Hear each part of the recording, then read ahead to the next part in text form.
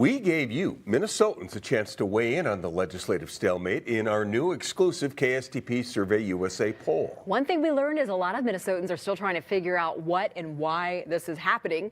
Chief Political Reporter Tom Hauser is here now with our results. Tom. Yeah, a lot of people simply are not sure what is going on. The state capitol situation is a complicated mess. That is something everyone seems to agree on.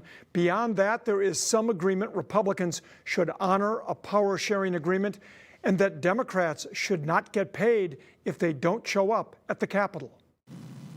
There being no quorum under the Constitution of the state of Minnesota, the House is adjourned. The drumbeat of adjournments with no quorum continues into a third week.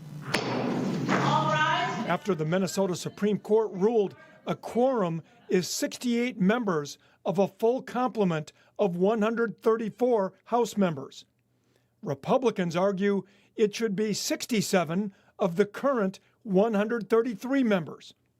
According to our new KSTP Survey USA poll, 48% of those surveyed agree with the court, 23% agree with the House GOP, 29% not sure. In light of that ruling, should Republicans stick with a power-sharing agreement previously agreed to when the House was tied 67-67? 55% say yes, 23% no, and 23% not sure.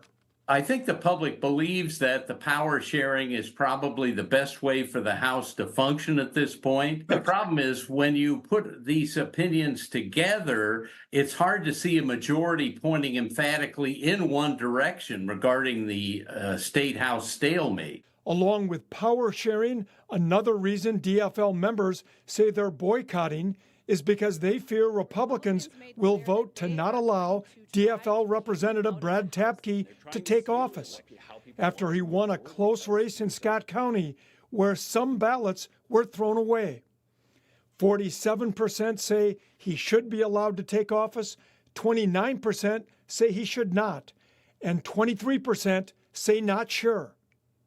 As for whether Democrats should get paid while boycotting, 49% say no, 32% say yes, 19% not sure.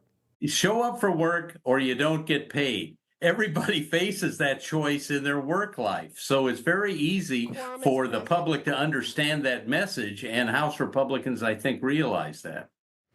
Now, 52% of Democrats say DFL members should get paid, but 69% of Republicans and 54% of independents say they should not.